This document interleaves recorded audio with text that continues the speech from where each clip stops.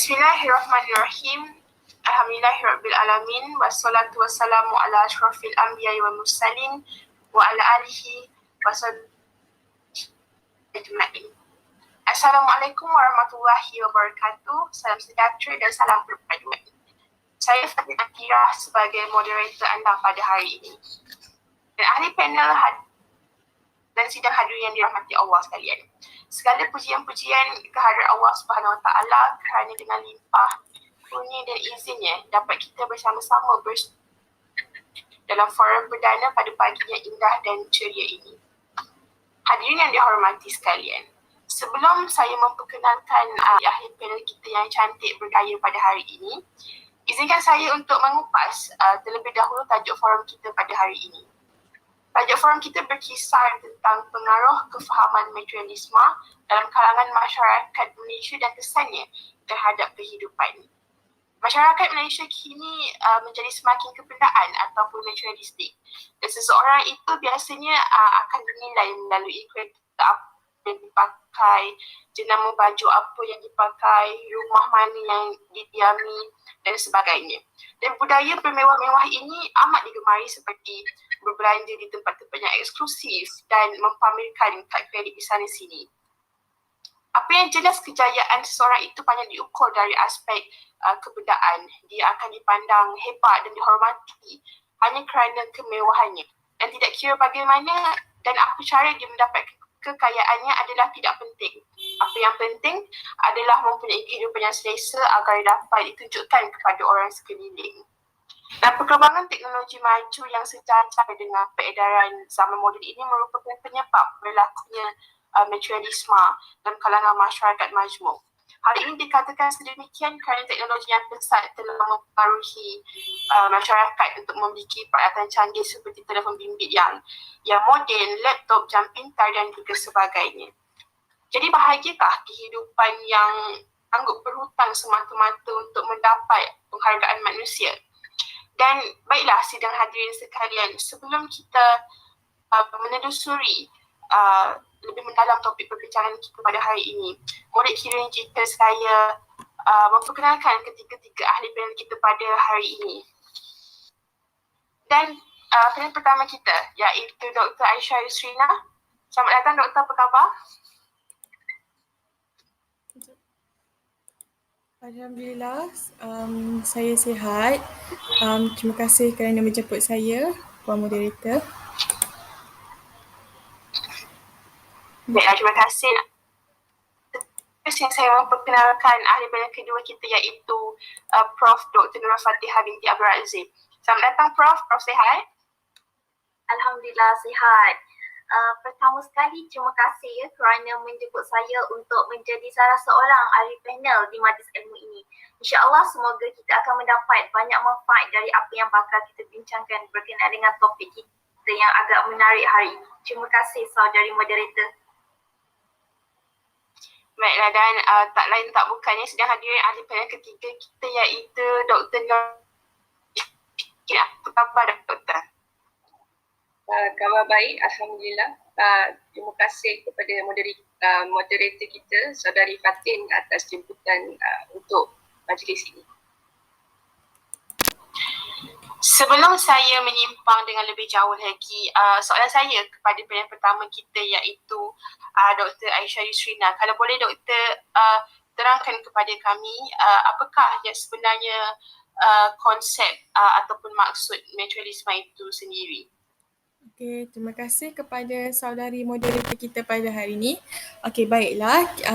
Jika kita lihat makna materialisme ini daripada sudut bahasanya, perkataan materia itu datangnya daripada perkataan Yunani yang bermaksud bahan yang mempunyai jirim ataupun jisim. Jika kita lihat pula daripada sudut istilahnya, fahaman materialisme ini sebenarnya merupakan satu fahaman falsafah yang di mana dia mendakwa bahawa satu-satunya perkara yang benar adalah perkara atau bahan yang berjirim. Maka golongan yang mempercayai kepada fahaman materialisme ini banyaknya mempercayai bahawa segala macam perkara yang berlaku di sekeliling mereka ini sebenarnya mempunyai jirim, ataupun perkara yang berlaku di sekeliling mereka ini sebenarnya merupakan kesan daripada bahan-bahan yang jelas dan nyata di mata kasar manusia. Okey, jika kita rujuk pula kepada Kamus Oxford Advanced Learner, materialisme ini bererti teori atau kepercayaan bahawa material sahaja yang wujud. Mengikut Ensiklopedia Britannica pula, materialisme daripada sudut falsafah merupakan pandangan bahawa semua fakta atau hakikat termasuklah hakikat yang berkaitan dengan pemikiran manusia, kecenderungan dan sebab akibat sejarah manusia adalah semuanya bergantung kepada proses fizikal atau benda.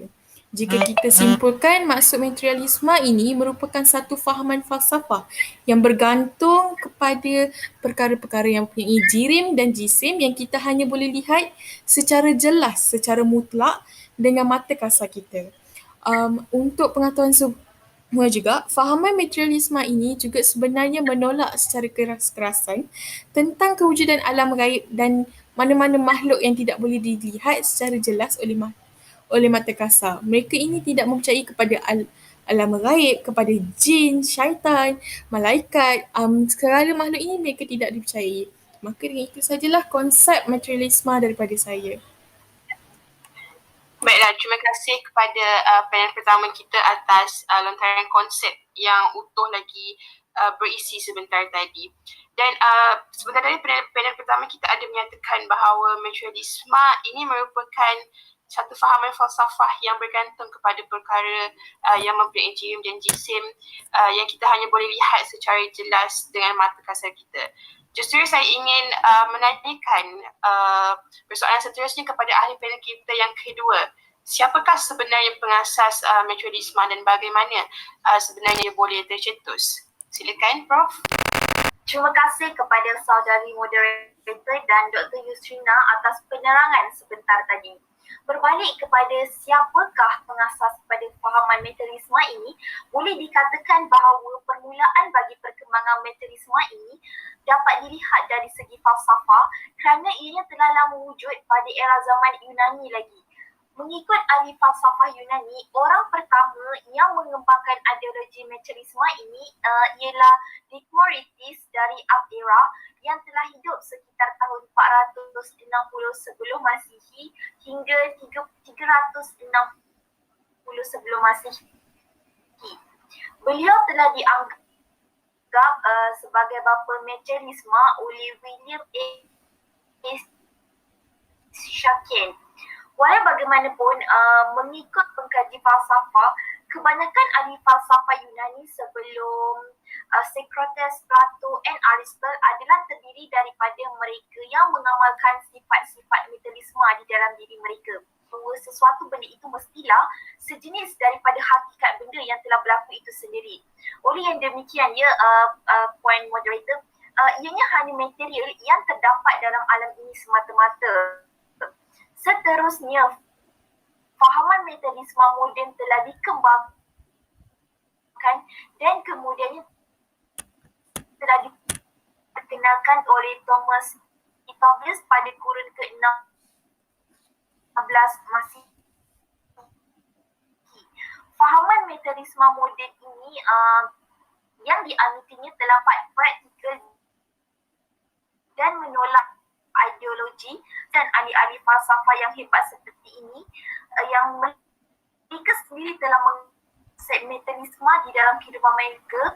Boleh dikatakan fahaman materialisme ini telah berkembang dan mempengaruhi masyarakat di sekeliling mereka. Dan fahaman materialisme ini telah menyebar ke serata dunia termasuk Malaysia sendiri. Begitulah pengasas materialisme itu. Terima kasih. Baiklah, terima kasih Prof. Dr. Fatihah atas penerangan sebentar tadi ya. Dan jika dua orang ahli panel kita sebentar tadi menerangkan tentang maksud, konsep dan juga pengasas materialisme sebentar tadi, saya ingin mendengar pula atau meminta pendapat daripada panel ketiga kita iaitu Dr. Nur Ashikin. Bagaimana sebenarnya materialisme ini dapat memberi kesan kepada Malaysia? Persilakan Doktor. Baik, terima kasih kepada moderator kita pada hari ini, Saudari Fatin. Saudari Fatin, kita tadi adalah bagaimana materialism mempengaruhi masyarakat Malaysia. Baik, antara sebab materialism dapat mempengaruhi masyarakat Malaysia adalah disebabkan oleh teknologi pada zaman kini yang semakin canggih sehingga memberi impak yang besar kepada masyarakat Malaysia pada hari ini. Jadi, bagaimana perkara ini berlaku? Okey, perkara ini berlaku apabila majoriti dalam kalangan masyarakat kita pada akhir-akhir ini yang semakin terjebak dengan kehidupan barat. Oleh itu, disebabkan teknologi yang kian canggih menjadi punca masyarakat kita tidak percaya dengan kewujudan Tuhan apabila teknologi ini mempengaruhi masyarakat kita sehingga berlakunya kecelaruan dalam mengenal Tuhan disebabkan daripada penggunaan internet yang meluas dan tiada had. Jadi oleh itu kita dapat lihat bahawa masyarakat atau individu yang tidak mempunyai iman yang teguh dan kekurangan didikan agama akan mudah terpesong kerana tidak tahu menilai perkara yang baik dan perkara yang buruk. Seterusnya, diteruskan dengan sifat sombong dalam diri masyarakat menjadi punca materialism mempengaruhi masyarakat pada zaman ini. Hal ini kerana apabila perkara ini menjadikan masyarakat lebih memandang tinggi kepada golongan yang lebih berharta berbanding dengan golongan yang tidak berharta. Oleh itu, kefahaman masyarakat materialism ini akan mengukur keberadaan yang dimiliki oleh golongan yang lebih berharta sebagai penentu kejayaan seseorang individu itu. Jadi, hal ini menyebabkan wujudnya perasaan sifat sombong yang semakin meningkat dalam diri mereka dan akhirnya semakin rasa tidak bersyukur dalam kehidupan yang diberikan Tuhan. Baik, akhir sekali, materialism yang telah mempengaruhi masyarakat Malaysia pada hari ini hanya memberikan impak yang negatif. Hal ini kerana ia mengakibatkan kehancuran moral dan kepercayaan agama disebabkan kekeliruan yang tidak dapat dibendung. Oleh itu, materialism yang menitik beratkan penolakan metafizik dan hanya bergantung kepada kuasa jirin dalam pelbagai aspek akan membuatkan masyarakat apa terhadap Tuhan mereka. Dengan ini, untuk mengelakkan kita dipengaruhi sifat materialistik, kita sebagai umat Islam mestilah mengkaji semula perkembangan falsafah kita, sains dan tamadun barat sepenuhnya secara terperinci agar kita tidak mudah terpesong dengan kebawaan budaya barat yang mampu menghancurkan iman umat Islam. Jadi bersama-samalah kita memanjatkan rasa syukur dengan apa yang ada diberikan Allah dan diminta dijauhkan dengan sifat materialistik dalam diri. Jadi sekian saja dari saya. Terima kasih. Terima kasih kepada saya ucapkan kepada ketiga-tiga ahli panel kita kerana sudi hadir dan sudi menyuarakan pendapat masing-masing walaupun kita sekarang dalam keadaan PKP 3.0. Jadi semoga apa yang kita dapat pada hari ini tidak sekadar masuk telinga kanan maupun keluar telinga kiri.